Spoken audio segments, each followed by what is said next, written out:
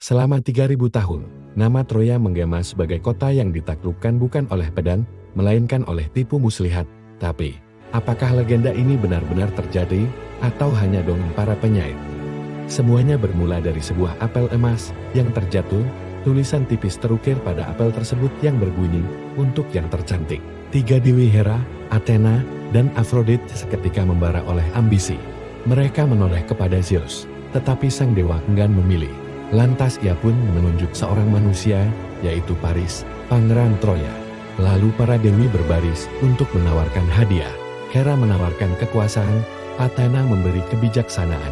Aphrodite berbisik lembut, menjanjikan Helen, perempuan tercantik yang sinarnya mengalahkan fajar. Akhirnya Paris pun memilih janji dari Aphrodite. Ia sudah tenggelam dalam pesona Helen. Dan pada malam sunyi, ia membawa Helen pergi dari Sparta. Masalahnya, Helen adalah seorang istri raja dari Sparta yang bernama Menelaus. Pagi berikutnya, dermaga Sparta diguncang amarah oleh Menelaus. Hingga saudaranya, yaitu Agamemnon, memanggil raja-raja Yunani. Dunia Yunani pun terbakar oleh amarah dan kemurkaan yang disebabkan oleh Paris. Mereka bersumpah akan mengarungi lautan untuk merebut kembali Helen dan meratakan dinding-dinding Troya. 1000 kapal berlayar. Layarnya bagai awan putih di cakrawala. 50.000 prajurit mendirikan perkemahan di pantai, dan perang panjang pun dimulai. Dalam duel pertama Paris nyaris tumbang di tangan Menelaus. Namun kabut ilahi menyelamatkannya. Pertempuran berulang tanpa ujung. 6 tahun berlalu, kemarahan takdir akhirnya memanggil Achilles. Dialah taring Yunani, prajurit nyaris tak terbendung. Namun ketika sahabatnya Patroclus tewas di tangan Hektor pangeran Troya pertama, api di dada Achilles berkobar lebih terang daripada matahari. Musim panas, duel mereka mengguncang dinding kota. Padang beradu, debu menari. Hingga akhirnya Hektor terjatuh dalam keheningan yang pekat. Akhirnya tangis keluarga Troya menggema, pahlawan mereka gugur. Hektor telah mati dalam pertarungannya. Troya kehilangan pahlawan terbesarnya. Namun Troya masih berdiri, dan peperangan terus mendidih. 10 tahun lelah dan darah berlalu.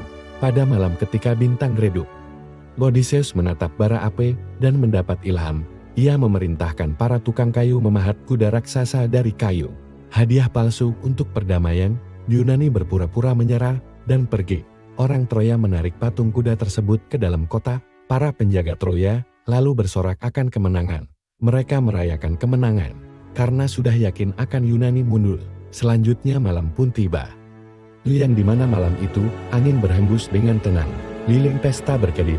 Masyarakat Troya mabuk kemenangan. Di balik akan hingar-bingar pesta kemenangan tersebut, masyarakat Troya tidak menyadari akan malapetaka yang akan membawa mereka tenggelam ke dalam kehancuran, yaitu patung kuda raksasa yang telah mereka bawa masuk ke dalam, di dalam perut kayunya. Pasukan terbaik Yunani menahan napas. Lengan basah oleh keringat, mereka menunggu dengan sabar untuk keluar dari dalam patung.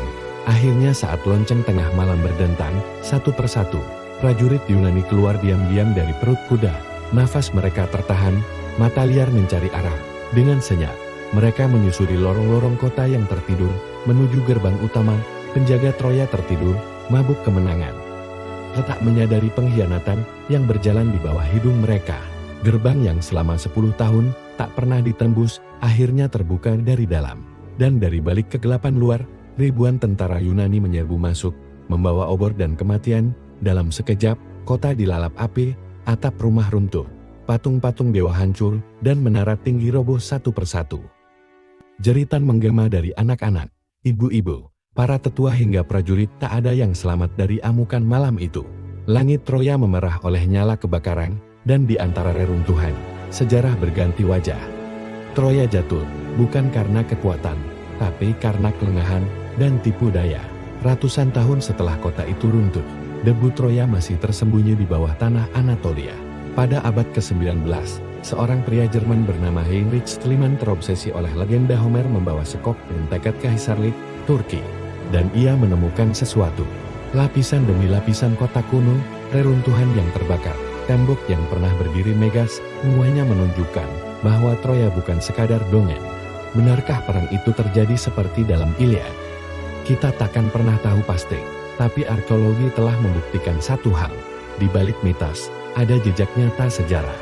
Kini, Kita berdiri di antara puing-puing dan legenda, dan kita bertanya, berapa banyak dari kisah ini yang benar, dan berapa banyak yang diciptakan agar kita percaya. Pada akhirnya cerita Troya tetaplah hidup dalam ingatan dan imajinasi manusia.